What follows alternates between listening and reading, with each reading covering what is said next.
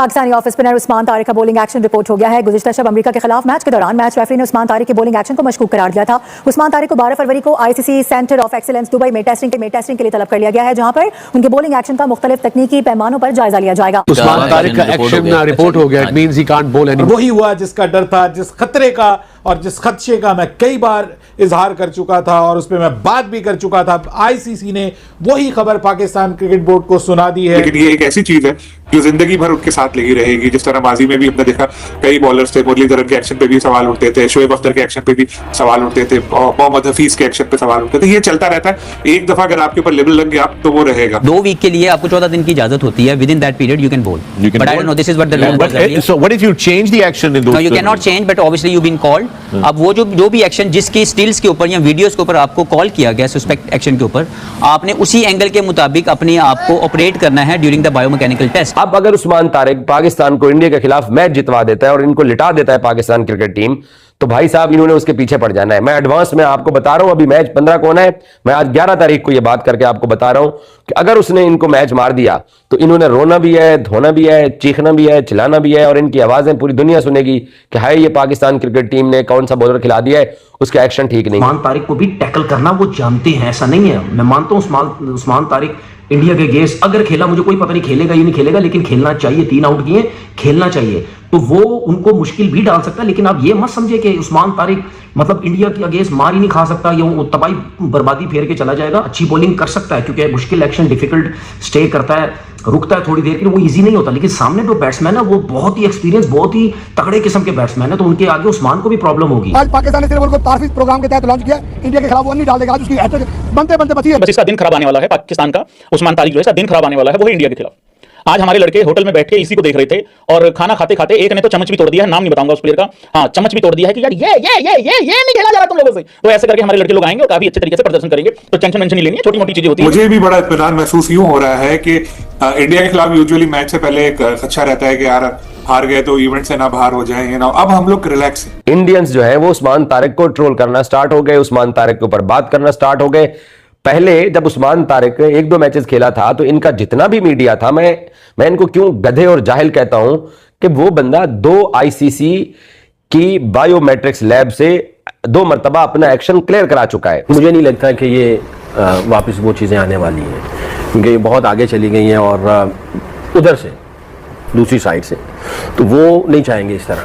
इसको रखा ही इसीलिए कि इसके अंदर जो है ना वो सियासत अपनी चमकाए। कि वो तैयारी करके तो बैठे हैं, और अगर कल पाकिस्तान ने हरा दिया उनको संडे को जो मैच हो रहा है, तो संडे को मैच जीतने के बाद उसके बाद इसी तरह की बातें फिर वो लोग उछालेंगे। इसका एक्शन ऐसा है कि ये क्रिकेट की सोल के साथ जाती है। मतलब क्रिकेट आप कितने सालों से देख रहे हो, बॉलर आता है, बॉल करवाता है, करवाने लगता है, बैटर तैयार होता है, लेकिन उस्मान तारिक दुनिया का वाहिद बॉलर है कि वो रुकेगा और बल्लेबाज को अब 1 सेकंड वेट करना है, तो वो जो एक नेचुरल फ्लो है बल्ले का वो टूट जाता है। और मेरा नहीं ख्याल कि मैं ये समझता था कि उस्मान तारिक को जो है वो इंडिया के खिलाफ मैदान में उतारना चाहिए। कम से कम वही जो एक मैच है वो खेलते, और उसके बाद अगर उनका बॉलिंग एक्शन रिपोर्ट भी हो जाता तो कम से कम हम इंडिया को उनके थ्रू डेंट देने में कामयाब हो जाते हैं। बहरहाल पिछला जो मैच हुआ है पाकिस्तान का यूएसए के खिलाफ, उसमें अब ऑफिशियली आईसीसी ने बता दिया है कि उस्मान तारिक का जो बॉलिंग एक्शन है उसको मैच रेफरी जो है उन्होंने मशकूक करार दे दिया है, और मैच रेफरी ने उनको कहा है कि वो उनका बॉलिंग एक्शन जो है वो इस वक्त इस काबिल नहीं है कि वो बॉल करवा सकें।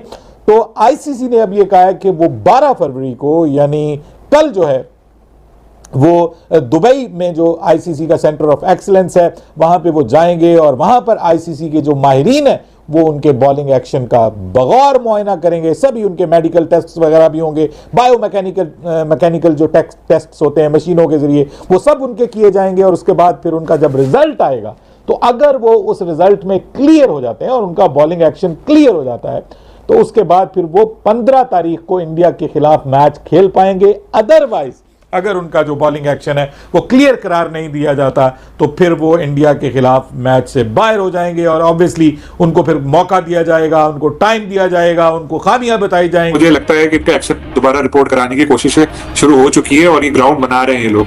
जिस तरह नेगेटिविटी आ रही है, क्योंकि अश्विन ने बात की, लेकिन ओवरऑल अगर हम देखें तो काफी नेगेटिविटी है उनकी बॉलिंग एक्शन के हवाले से, क्योंकि गालिबन 2 या 3 बार रिपोर्ट होकर क्लियर हो चुके हैं वो, लेकिन ये एक ऐसी चीज है जो जिंदगी भर उनके साथ लगी रहेगी। जिस तरह माजी में भी हमने देखा कई बॉलर्स थे, मुरलीधरन के एक्शन पे भी सवाल उठते थे, शोएब अख्तर के एक्शन पे भी सवाल उठते थे, मोहम्मद हफीज के एक्शन पे सवाल उठते थे। ये चलता रहता है, एक दफा अगर आपके ऊपर लेवल लग गया तो वो रहेगा। और लेकिन अब अच्छी बात यह है कि वो अच्छा परफॉर्म कर रहे हैं, इस चीज को जहन में सवार नहीं कर रहे। अमेरिका के खिलाफ उन्होंने बहुत अच्छी बॉलिंग की, 2 बॉलों पे 2 विकेटें भी ली, और अमेरिकन बैटर बिल्कुल कंफ्यूज हो गए थे जब उनका सामना करें तूफान का।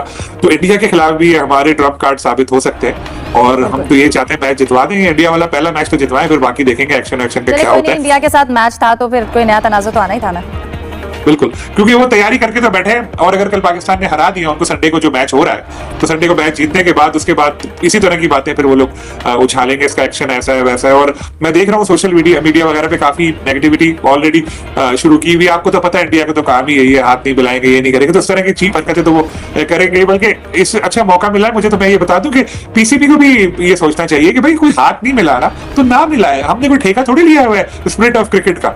भाई जाओ, ठीक है, दूसरे को इंटरेस्ट नहीं है तो नहीं है। अब अगर वो खुद आए ना हाथ मिलाने के, वो आ जाए हुजूरिया के सलमान भाई हाथ मिला लो, तो जाके मिला लो, ना मिलाओगे बदअखलाकी होगी, या खुद लाइन लगा के खड़े हो तो मिला लें। लेकिन इस चीज को आप इशू बनाने छोड़ दे, न्यू नॉर्म समझे, आप नहीं मिलाना हमें हाथ, हमने कोई ठेका नहीं लिया हुआ स्पिरिट ऑफ क्रिकेट का। रविचंद्रन ने कल एक ट्वीट किया, इसमें उन्होंने कहा है कि उस्मान तारिक के बारे में जो क्रिटिसिज्म हो रही है ये बिल्कुल गैर जरूरी है, क्योंकि हमने भी माजी में बहुत से ऐसे बॉलर्स देखे हैं, बैटर्स के लिए तो कोई इतने असूल नहीं है, तो उस्मान तारिक के मामले में पता नहीं क्यों इतने कवानीन सामने और इंडिया से बहुत आवाजें आ रही है। देखिए, बात यह है कि ये सारे एक्शंस और उनको पढ़ने के लिए आपको बायोमैकेनिक्स का पता होना बहुत ज़्यादा ज़रूरी है। ये आप अगर आप हल्के से किंक की बात करते हैं, देखें आपकी एल्बो जो है वो बेंड होगी जब आपने बैक रिस्ट के साथ बॉल करना है। आप रिस्ट जो है वो जब गेंद फेंक देंगे तब जाके स्ट्रेट होगी। अब लोगों को इन चीज़ों का पता नहीं है, तो वो अपने अपने जो है 2 सेंट्स देते रहते हैं।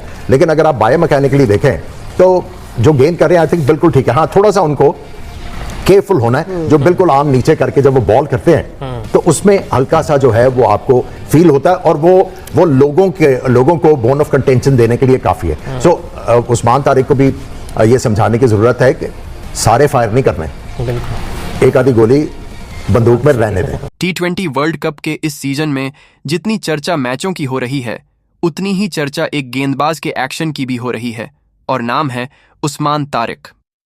सोशल मीडिया से लेकर क्रिकेट एक्सपर्ट्स तक हर जगह बहस छिड़ी हुई है, क्या उनका बॉलिंग एक्शन नियमों के मुताबिक है या नहीं।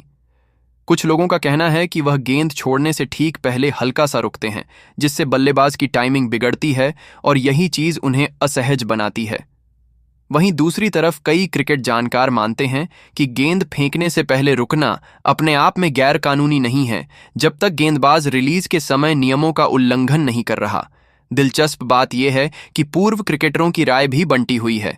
किसी ने सवाल उठाए तो किसी ने साफ कहा कि केवल अलग स्टाइल होना अवैध होने का प्रमाण नहीं होता। अब असली सवाल यही है कि फैसला कौन करेगा। इसका जवाब सीधा है, आईसीसी की प्रक्रिया। अंतर्राष्ट्रीय क्रिकेट में अगर किसी गेंदबाज के एक्शन पर संदेह होता है तो मैच अधिकारियों की रिपोर्ट के आधार पर उसे औपचारिक जांच के लिए भेजा जा सकता है। जांच के दौरान बायोमैकेनिकल टेस्टिंग की जाती है, जहां हाई स्पीड कैमरों और विशेष सेंसर की मदद से यह देखा जाता है कि गेंद रिलीज करते समय कोहनी कितनी मुड़ रही है। नियम स्पष्ट कहते हैं कि यदि गेंदबाज अपनी कोहनी को रिलीज पॉइंट तक 15 डिग्री से अधिक सीधा करता है, यानी अतिरिक्त झटका देता है, तो उसे अवैध एक्शन माना जा सकता है। लेकिन यह निर्णय अंदाजे से नहीं बल्कि तकनीकी विश्लेषण से होता है। कई बार मैदान पर जो संदिग्ध लगता है वह लैब टेस्ट में पूरी तरह वैध साबित होता है, और कई बार उल्टा भी हुआ है। इसीलिए किसी भी खिलाड़ी पर तुरंत ठप्पा लगाना आसान है, पर अंतिम निर्णय प्रक्रिया पूरी होने के बाद ही सामने आता है। उस्मान तारिक के मामले में भी यही स्थिति है। कुछ बल्लेबाज उनके रुक कर गेंद डालने के तरीके से असहज हैं।